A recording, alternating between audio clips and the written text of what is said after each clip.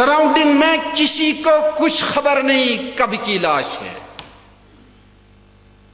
لیکن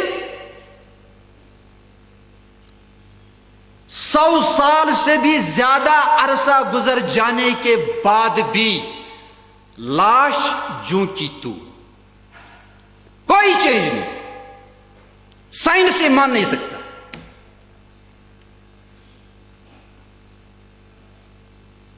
جو سچا پکا مومن ہو کر زندگی گزارے، سچا پکا ایمان ہونے کی صورت میں انتقال فرمایا، اور واللہ میں کہہ نہیں سکتا کہ اسلام کتنی بے مثال بے نظیر عظیم الشان نعمت عظمی ہے۔ 1000 لاکھ خرابیوں کے باوجود، چاہے پورا دل کالا ہوا ہو، لیکن کاش کہیں سے کوئی رمق باقی ہو، کوئی بھیم باقی ہو، اور وہ توبہ کرے، اور اس میں وہ سچا پکا ہو، اللہ کے حقوق ادا کرنے کا بھی فیصلہ کیا، حقوق العباد کے ادائیگی کا بھی فیصلہ کیا، اور موت آ گئی، انتقال کر گیا، بہت بلند امید وابستہ کی جا سکتی اللہ کی پاک ذات سے کہ اس کا جسم بگڑے گا نہیں۔ یہی عالم رائشہ جاتا ہے، وہاں خرتنگ ایک علاقہ ہے، وہاں حضرت امام بخاری رحمہ اللہ کی قبر ہے۔ تو جب سے ان کا گزر ادھر سے ہوتا تو ایک پرفیوم، ایک خوشبو محسوس کرتے، پوچھنے پر مجبور ہوئے، جامع مسجد کے امام سے پوچھا، حضرت ایسا تو نہیں کوئی یہاں پرفیوم ڈالتا ہے قبر پر؟ انہوں نے جواب میں فرمایا، یہاں ایسی عادت مسلمانوں کو نہیں ہے، میں بھی محسوس کرتا ہوں۔ یعنی صدیوں کے گزر جانے کے بعد بھی خوشبو آ رہی ہے۔ ہمارے استاذوں کے ایک استاذ گزرے ہیں، حضرت مولانا محمد علی لاہوری رحمت اللہ علیہ، شارح بخاری شریف کا، یعنی انہیں حواشی انہوں نے تحریر فرمائے ہیں۔ انہوں نے ہندوستان سے ہجرت کی، پاکستان تشریف لے گئے، انتقال جب ہو گیا تو جو قبر شریف تھی تو اس سے بہت ہی عنبر اور مشک محسوس ہونے لگی۔ مسلمان حضرات وہ مٹی گھر لے جانے لگے، پھر ہر روز پریشانی، مٹی ڈالنی پڑتی تھی۔ تو متعلقین نے دعا کی، اللہ اس راز اس کرامت کو چھپا دے، ورنہ ہمیں کچھ کاروبار کرنا نہیں ہے۔ پھر اللہ تعالیٰ نے اس کو پوشیدہ فرمایا۔ اور بھی کتنے واقعات ہیں۔ تو سائنس یہ چیز مان نہیں سکتی، لیکن ایمان بہت ہی بلند چیز ہے۔ اسلام پرسیڈس ماڈرن سائنس، اس لیے ایمان کا جو خلاصہ ہے کہ حضرت محمد عربی صلی اللہ علیہ وسلم کی تصدیق کی جائے، آپ کو سچا جانا جائے، کسی دلیل کے ذریعے نہیں، پروف کی بنا پر نہیں، بلکہ آپ صلی اللہ علیہ وسلم کی سیرت طیبہ پڑھ کر آپ پر اعتماد کی وجہ سے، آپ پر بھروسہ کر کے آپ صلی اللہ علیہ وسلم پر ایمان جو لایا، وہ ہے سچا پکا مومن۔ تصدیق النبی بما جاء به النبی بالاعتماد علی النبی والتبری من دین سواہ، اور اسلام کے علاوہ ہر دین سے بری ہونا ضروری ہے۔ یہ تو کہا جا سکتا ہے کہ ہر جو آج کل جتنے بھی ملل اور مذاہب ہیں، ڈائریکٹلی یا انڈائریکٹلی ان کا کوئی تعلق صراط مستقیم سے کبھی رہا ہوگا، لیکن پھر انحراف ہو گئے، انحراف آ گیا، منحرف ہو گئے، گمراہ ہو گئے۔ اب وہی جو گمراہیوں کی انتہا ہے ان کی صورتیں مشرق و مغرب میں پائی جا رہی ہیں۔ اصل دین جو ہے وہ پائے تکمیل بذریعے حضور پاک صلی اللہ علیہ وسلم، اس کی تکمیل ہوئی۔ اس لیے اس سعادت کو آپ معمولی نہ سمجھیں، جو سعادت اللہ پاک نے آپ کو مجھے عنایت فرمائی ہے۔ غیر مسلموں کو بے شمار مصائب کا آج کل سامنا کرنا پڑتا ہے جب وہ اسلام امبریس کرتے ہیں۔ مجھے ایک انجینئر کا واقعہ یاد ہے، سننے کے لائق۔ میں مدینہ طیبہ میں تھا تو چند اچھے مسلمانوں نے ایک شخص سے تعارف کرایا کہ یہ شخص جو ہے دستار باندھے، یہ انجینئر ہے۔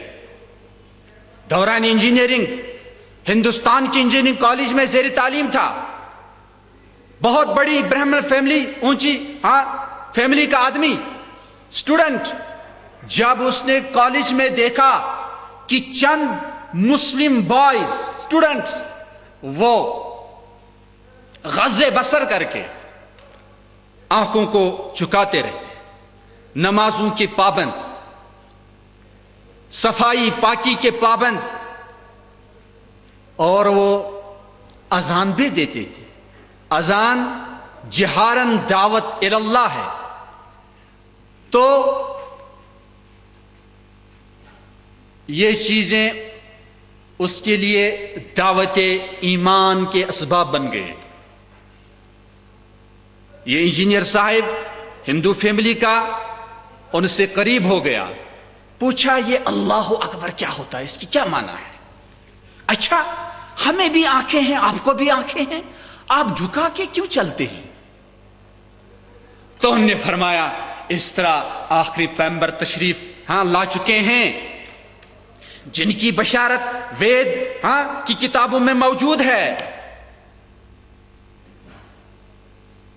اور عجیب بات، جب سنا یہ غالباً ایران سے آئے ہوئے تھے تو شروع میں مونیتھزم، توحید سراپا اس کے پابند تھے۔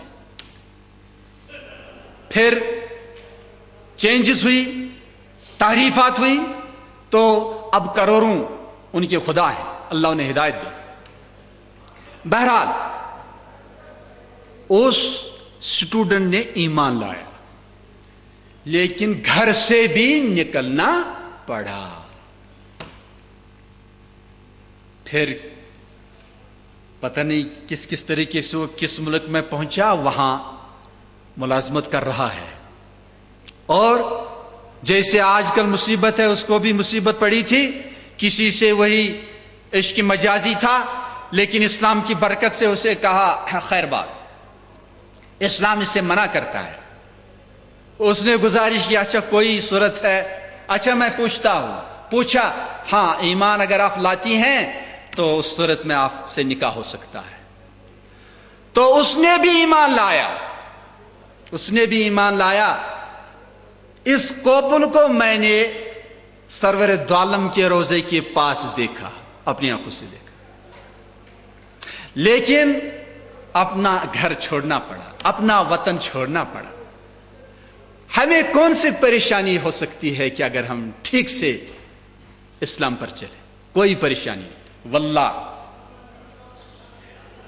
چند مثالیں ہیں، آپ کے اندر بھی چند ڈاکٹرز ہیں، سچے پکے ماشاءاللہ مومن ہیں، اصحاب ولایت ہیں، روز بروز الحمدللہ ان کی برکتیں پھیلتی چلی جا رہی ہیں، کتنے لوگ مستفید ہو رہے ہیں، اللہ کے برکات کا غیر معمولی نزول ان پر ہو رہا ہے، ان کی عمر مبارک، ان کی رزق میں برکت، ان کی اولاد میں برکت۔ سب سے عظیم الشان چیز جو ہے وہ ہے قرار دل، دل کا چین۔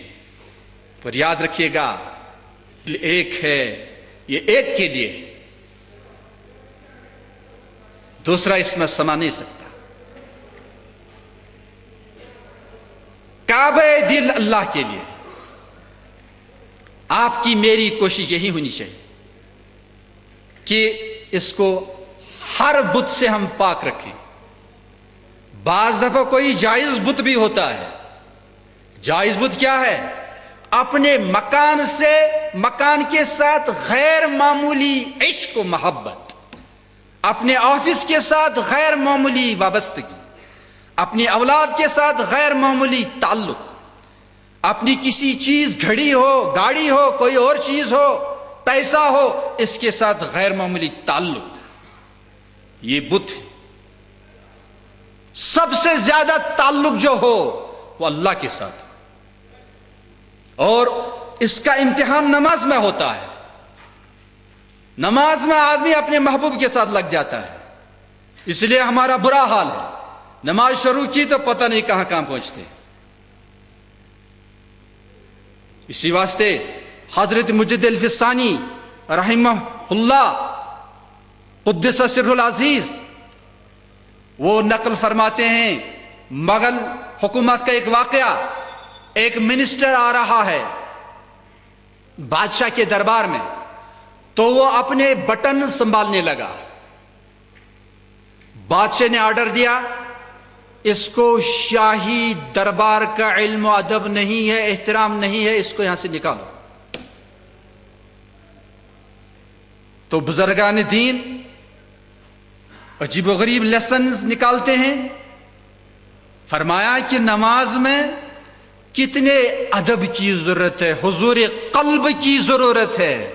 میں تو دیکھ نہیں پاتا، لیکن اللہ پاک عظیم الشان مولا حق حنان و منان مجھے دیکھ رہا ہے.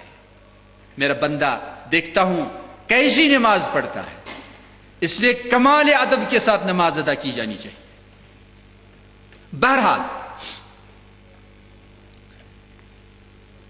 ہر گناہ اس کے ساتھ بے چینی، بے قراری مربوط ہے، لگی ہوئی ہے.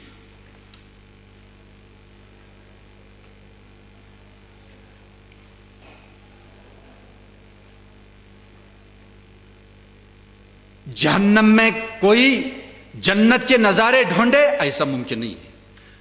گناہوں کی یہ لذت بہت زیادہ مضر ہے. دماغ کے توازن کے لیے مضر ہے، ہارٹ کے لیے بہت مضر ہے، جسمانی بیلنس اور توازن کے لیے بہت ہی نقصان دہ ہے. جو گناہ کرتا رہے گا بے قراری اس کے ساتھ چمٹے رہے گی. اب یہی دیکھتے ہیں بد نظری. مثال کے طور پر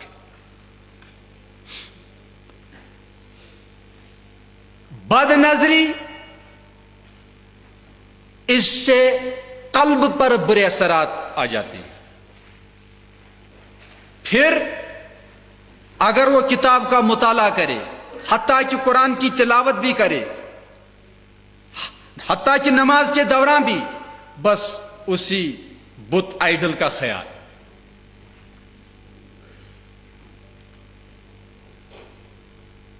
اولین فرصت میں مومن کو چاہیے، مومنہ کو چاہیے کہ غض بصر کرے. She and he should lower her his gazes. اس سے حفاظت ہوگی. اور یہ سنت رسول کریم ہے. آنکھوں کو بند کیا، بس مسئلہ حل. کیونکہ کیمرہ ان کی ڈپلیکیٹ ہے. جیسے کیمرہ فوٹوگراف سٹور کرتا ہے، ایسی آنکھیں تصویریں سٹور کرتی.